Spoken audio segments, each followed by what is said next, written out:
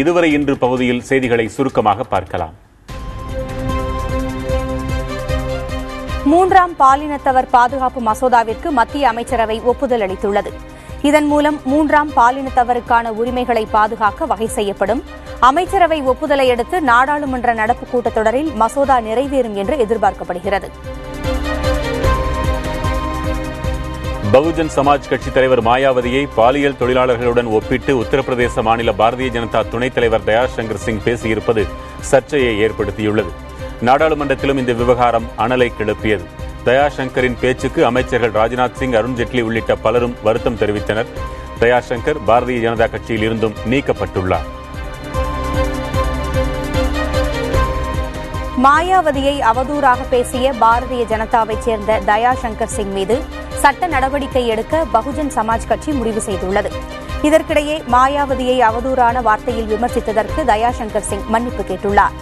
நாட்டின் பெரிய தலைவர்களில் ஒருவரான மாயாவதியை தவறாக பேசியிருக்கக்கூடாது என்று அவர் தெரிவித்தார். பகுஜன் சமாஜ் தலைவர் மாயாவதியை தரம் தாழ்ந்து விமர்சித்த பாரதிய ஜனதாவைச் சேர்ந்த தயாசங்கர் சிங்கை முதலமைச்சர் ஜெயலலிதா கண்டித்துள்ளார். குஜராத்தில் தலித்துகள் தாக்கப்பட்ட நிகழ்வு குறித்து பேசியதற்காக மாயாவதியை ஆபாசமாக அருவருக்கத்தக்க வகையில் தயாசங்கர் சிங் விமர்சித்திருப்பதாக அவர் கூறியுள்ளார். பெண் அரசியல்வாதிகள் மீது தொடுக்கப்படும் இதைப்போன்ற தாக்குதல்கள் முடிவுக்கு கொண்டுவரப்பட வேண்டும் என்பதில் உறுதியாக இருக்க வேண்டும் என்று ஜெயலலிதா தெரிவித்துள்ளார். காஷ்மீரில் அண்மையில் நிகழ்ந்த வன்முறை சம்பவங்கள் நாட்டுக்கு பெரும் ஆபத்தை ஏற்படுத்தக்கூடியவையாக இருப்பதாக காங்கிரஸ் தலைவர் சோனியா காந்தி தெரிவித்துள்ளார். மன்மோகன் சிங் தலைமையிலான முந்தைய மத்திய அரசு காஷ்மீர் பள்ளத்தாக்கில் அமைதியை ஏற்படுத்த சிறப்பாக பணியாற்றியதாகவும், ஆனால் இப்போது நிலைமை மாறிவிட்டதாகவும் கூறிய சோனியா காந்தி, நாட்டின் பாதுகாப்பு விஷயத்தில் சமரசத்திற்கு இடமில்லை என்றும் கூறினார். நாடாளுமன்ற விவாதத்தின்போது காங்கிரஸ் துணைத் தலைவர் ராகுல் காந்தி தூங்கியதாக கூறப்பட்டதை அக்கட்சி திட்டவட்டமாக மறுத்துள்ளது. இதுகுறித்து கருத்து தெரிவித்த காங்கிரஸைச் சேர்ந்த ரேணுகா சௌத்ரி, உறுப்பினர்களின் வாதங்களை ராகுல் உன்னிப்பாக கவனித்தாரே தவிர தூங்கவில்லை என்று கூறினார். அவ்வளவு பெரிய கூச்சல் மற்றும் விவாதத்திற்கு இடையே யாராவது தூங்க முடியுமா என்றும் அவர் கேள்வி எழுப்பினார்.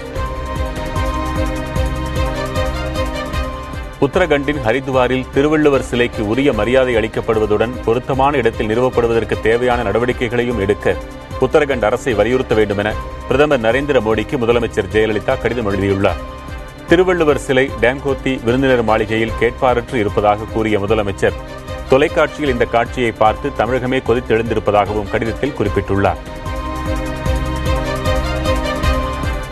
உத்தரகண்டில் திருவள்ளுவர் சிலையை நிறுவுமாறு பிரதமர் மோடிக்கு கடிதம் எழுதிய முதலமைச்சர் ஜெயலலிதாவிற்கு தருண் விஜய் நன்றி தெரிவித்துள்ளார். ஹரித்வாரில் திருவள்ளுவர் சிலையை நிறுவ ஆரம்பம் முதலே முதலமைச்சர் தனக்கு ஒத்துழைப்பு அளித்து வந்ததாக தருண் விஜய் கூறியுள்ளார். உத்தரகண்ட் மாநிலத்தில் திருவள்ளுவரின் சிலை உரிய இடத்தில் நிறுவப்பட வேண்டும் என திமுக தலைவர் கருணாநிதி வலியுறுத்தியுள்ளார். அவர் வெளியிட்டுள்ள அறிக்கையில், இப்பிரச்சினையில் மேலும் குழப்பம் ஏற்படாத வகையில் உரிய இடத்தில் சிலை நிறுவப்பட மத்திய மாநில அரசுகள் நடவடிக்கையை எடுக்க வேண்டும் என்றும் வலியுறுத்தியுள்ளார். உத்தரகண்ட் மாநிலம் ஹரித்வாரில் ஒரு வாரத்தில் திருவள்ளுவர் சிலை உரிய இடத்தில் நிறுவப்படும் என அம்மாநில முதலமைச்சர் ஹரிஷ் ராவத் தெரிவித்துள்ளார். புதிய தலைமுறைக்கு அளித்த பிரத்யேக பேட்டியில் அவர், திருவள்ளுவரின் சிலையை நிறுவுவதற்கு மரியாதையான பொருத்தமான இடத்தை இறுதி செய்யும்படி ஃபர்துவா மாவட்ட ஆட்சியருக்கு உத்தரவிட்டிருப்பதாக கூறியுள்ளார். திருவள்ளுவர் சிலை ஹரித்வாரில் அமைக்கப்படும் என்பதில் தாங்கள் பெருமிதம் கொள்வதாகவும் அவர் குறிப்பிட்டுள்ளார். ராஜீவ்காந்தி கொலை வழக்கில் நளினியின் விடுதலை குறித்து தமிழக அரசு உரிய முறையில் முடிவெடுக்கலாம் என சென்னை உயர்நீதிமன்றம் தெரிவித்துள்ளது. முன்கூட்டியே விடுவிக்க கோரும் நளினியின் மனுவின் மீது சென்னை உயர்நீதிமன்றத்தால் எந்தவித உத்தரவையும் பிறப்பிக்க முடியாது என்றும் நீதிபதி கூறினார். மேலும் உச்சநீதிமன்ற வழக்கின் முடிவை பொறுத்து தமிழக உள்துறை செயலாளர் நளினியின் மனுவை உரிய முறையில் பரிசீலித்து நடவடிக்கை எடுக்கலாம் என நீதிபதி வழக்கை முடித்து வைத்தார். மதுரையில் சாதி மறுப்பு திருமணம் செய்து கொண்ட சூரியபிரியா பார்த்திபன் தம்பதியருக்கு காவல்துறையினர் பாதுகாப்பு வழங்க உயர்நீதிமன்ற மதுரை கிளை உத்தரவிட்டுள்ளது. சூரியபிரபா, பார்த்திபன் இருவரும் காதலித்து திருமணம் செய்து கொண்ட நிலையில் இவர்களின் திருமணத்திற்கு உதவி செய்த முத்துமாணிக்கம் சில நாட்களுக்கு முன்பு கொலை செய்யப்பட்டார். 4 ஆண்டுகளுக்கு யுனைடெட் இந்தியா காப்பீட்டு நிறுவனத்தின் மூலம் செயல்படுத்தப்படும் தமிழ்நாடு அரசு பணியாளர்களுக்கான மருத்துவ காப்பீட்டு திட்டத்தை முதலமைச்சர் ஜெயலலிதா தொடக்கி வைத்தார். ஜூலை 1ஆம் தேதி முதல் 2020ஆம் ஆண்டு ஜூன் மாதம் 30ஆம் தேதி வரையிலான திட்டத்தை தொடக்கி வைத்ததன் அடையாளமாக 5 அரசு பணியாளர்களுக்கு மருத்துவ காப்பீட்டு அட்டைகளை முதலமைச்சர் ஜெயலலிதா வழங்கினார். கோவையை ஸ்மார்ட் நகராக மாற்றும் திட்டத்திற்கு தேவையான உதவிகளை செய்ய தயாராக இருப்பதாக ஜெர்மனி தெரிவித்துள்ளது. இந்தியாவிற்கான ஜெர்மனி தூதர் மார்டின் நே முதலமைச்சர் ஜெயலலிதாவை தலைமைச் செயலகத்தில் சந்தித்து பேசினார். அப்போது இந்தியாவிலேயே ஜெர்மனி அரசின் KfW வங்கி உதவியுடன் அதிக திட்டங்களை செயல்படுத்துவது தமிழகம்தான் என ஜெர்மனி தூதர் மார்டின் நே குறிப்பிட்டார். மைசூரிலிருந்து திருவனந்தபுரத்துக்கு ரிசர்வ் வங்கியின் பணத்தை எடுத்துச் சென்று வழியில் பழுதாகி நின்ற 2 கண்டெய்னர் லாரிகள் பழுது சரி செய்யப்பட்டு புறப்பட்டுச் சென்றன. முன்னதாக கண்டெய்னர் லாரிகள் பழுதானதால் கரூர் அருகே சாலையோரத்தில் மத்திய பாதுகாப்பு படையினரின் பாதுகாப்போடு நிறுத்தப்பட்டிருந்தன. அரவக்குறிச்சி காவல்துறையினரும் 2 ஜீப்புகளில் வந்து கண்டெய்னர் லாரிகளுக்கு முன்னும் பின்னும் பாதுகாப்பு பணியில் ஈடுபட்டனர். சென்னை கெல்லிஸில் உள்ள சிறுமியருக்கான அரசினர் கூர்நோக்கு இல்லத்தில் இருந்து சிறுமி ஒருவர் தப்பிச் சென்றுள்ளார்.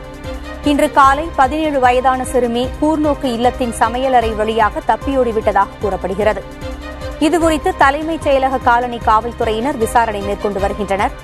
கடந்த வாரத்தில் அரசினர் சிறார் கூர்நோக்கு இல்லத்தில் இருந்து 33 சிறுவர்கள் தப்பிச் சென்றதில் 32 பேர் பிடிபட்டனர். ஒரு சிறுவனை காவல்துறையினர் தேடி வருகின்றனர். லிங்கா படத்தின் இழப்பை ஈடுகட்டும் வரை கபாலி திரைப்படத்தை வெளியிட தடை விதிக்க கோரி தொடுக்கப்பட்ட வழக்கில் ரஜினிகாந்த், தானு உள்ளிட்டோருக்கு நோட்டீஸ் அனுப்ப சென்னை உயர்நீதிமன்றம் உத்தரவிட்டுள்ளது. கோவை சுக்ரா பிலிம்ஸ் பட நிறுவனத்தின் பங்குதாரர் மகாபிரபு என்பவர் சென்னை உயர்நீதிமன்றத்தில் தொடுத்த வழக்கில் இந்த உத்தரவு பிறப்பிக்கப்பட்டுள்ளது. சேலத்தில் கைது செய்யப்பட்ட சமூக ஆர்வலர் பியூஷ் மனுஷுக்கு நிபந்தனை ஜாமீன் வழங்கப்பட்டுள்ளது. சேலம் குற்றவியல் நடுவர் நீதிமன்றத்தில் நேரில் ஆஜராகி 3 வாரங்களுக்கு நாள்தோறும் கையெழுத்திட வேண்டும் என நீதிபதி உத்தரவிட்டுள்ளார். மனுஷுக்கு ஜாமீன் வழங்க கோரி கடந்த வாரம் தாக்கல் செய்யப்பட்ட மனு தள்ளுபடி செய்யப்பட்ட நிலையில் சேலம் முதன்மை மாவட்ட மற்றும் அமர்வு நீதிமன்றத்தில் அவரது மனைவி மோனிகா மேல்முறையீடு செய்திருந்தார். அவர் சோஷியல் ஒர்க் செய்யறாங்க, நம்ம சப்போர்ட்டுக்காக இது பெயில் கிடைச்சிருக்கு நம்ம கையில, அப்படிதான் சொல்றதுக்கு இருக்கு சார். அவரை பார்த்துட்டு தான் அடுத்துதான் நான் எதனாச்சும் பேச முடியும். இலங்கை கடற்படையினரால் கைது செய்யப்பட்ட 70 இந்திய மீனவர்களை விடுதலை செய்ய நடவடிக்கை எடுக்கப்படும் என இலங்கை கடற்படை தளபதி வைஸ் அட்மிரல் ரவி விஜய குணரத்ன தெரிவித்துள்ளார். 1-2 நாட்களில் மீனவர்கள் விடுதலை செய்யப்பட இருப்பதாக தெரிவித்த அவர், மீனவர்களிடம் இருந்து கைப்பற்றப்பட்ட 103 படகுகளையும் விடுதலை செய்வது சிரமமானது எனவும் கூறியதாக தகவல் வெளியாகியுள்ளது. நாகை அருகே கடலில் மீட்கப்பட்ட இலங்கை தம்பதியின் சிறை காவலை 4வது முறையாக வரும் 3ஆம் தேதி வரை நீட்டித்து வேதாரண்யம் நீதிமன்றம் உத்தரவிட்டது. கடந்த மாதம் கச்சத்தீவு அந்தோனியார் கோவிலுக்கு கைக்குழந்தையோடு வந்த இலங்கை தம்பதி திசை மாறி இந்திய கடல் எல்லைக்குள் வந்ததால் இந்திய பாஸ்போர்ட் சட்டப்படி கைது செய்யப்பட்டார்.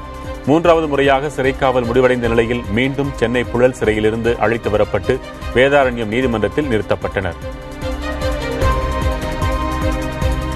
புதுக்கோட்டையில் விவசாயிக்கு ATM-இல் பணம் எடுக்க தெரியாததை பயன்படுத்தி 1.5 லட்சம் ரூபாய் பணத்தை ஒருவர் பறித்துச் சென்றுள்ளார். இதுகுறித்து விவசாயி காடப்பன் அளித்த புகாரின் பேரில் திருமயம் காவல்துறையினர் வழக்கு பதிவு செய்து விசாரித்து வருகின்றனர். சேலம் மாவட்டத்தில் ஜலகண்டபுரத்தில் மின் இணைப்பு பெயர் மாற்றம் செய்வதற்கு லஞ்சம் பெற்ற மின் வாரிய உதவி பொறியாளரை லஞ்ச ஒழிப்பு காவல்துறையினர் கைது செய்தனர்.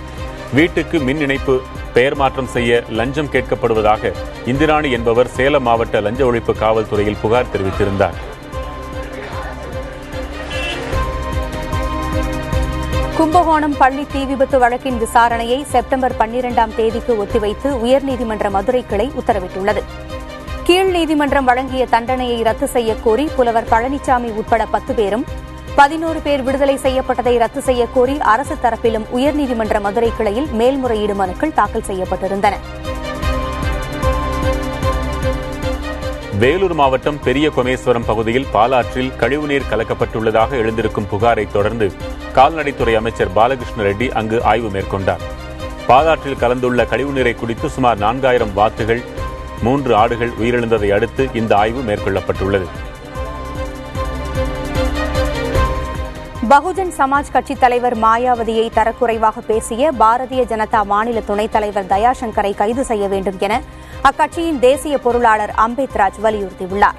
இது தொடர்பாக டெல்லியில் புதிய தலைமுறைக்கு பேட்டியளித்த அவர், மாயாவதிக்கு ஆதரவாக அறிக்கை வெளியிட்ட முதலமைச்சர் ஜெயலலிதாவிற்கு நன்றி தெரிவித்தார்.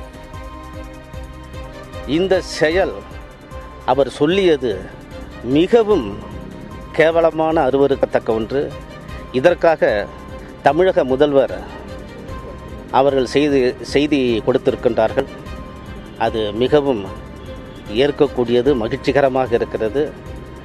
இப்படி அவர்கள் ஒரு முதலமைச்சர் சொல்லுகிறார்கள் என்றால் மற்ற முதலமைச்சர்களும் இதில் கலந்து கொண்டு பேச வேண்டும். மும்பையில் மழையை தொடர்ந்து பல இடங்களிலும் நீர் தேங்கியது. குறிப்பாக பாதாள சாக்கடைகளில் மழைநீர் புகுந்து வெளியேறியது. இதனால் பாதசாரிகள் மற்றும் வாகன ஓட்டிகள் சிரமத்திற்கு ஆளாயினர். ஆண்டுதோறும் பருவமழை காலகட்டங்களில் இதுபோன்ற பிரச்சனையை எதிர்கொள்வதாகவும் மழைநீர் வடிவதற்கான வசதிகளை மேம்படுத்த வேண்டும் என்றும் மும்பை மக்கள் கோரிக்கை விடுத்துள்ளனர். அஸ்ஸாம் மாநிலத்தில் வரலாறு காணாத அளவில் வெள்ளப்பெருக்கு நீடிக்கிறது. பருவமழையால் கடந்த சில வாரங்களாகவே மாநிலத்தின் பல்வேறு பகுதிகள் வெள்ளத்தில் மிதக்கின்றன. தலைநகர் கவுஹாத்தி மற்றும் அதன் சுற்றுவட்டாரங்களில் வெள்ளம் வடியாததால் இயல்பு வாழ்க்கை முடங்கியுள்ளது. வெள்ள நீர் மோட்டார் பம்புகள் மூலம் வெளியேற்றப்பட்டு வருகிறது. இருப்பினும் பெரும்பாலான பகுதிகளை வெள்ள நீர் சூழ்ந்திருப்பதால் பொதுமக்கள் பெரிதும் அவதிக்குள்ளாயினர். இந்திய ஹாக்கி அணியின் முன்னாள் வீரர் முகமது ஷாஹித் உடல்நலக் குறைவால் உயிரிழந்தார். அவருக்கு வயது 56.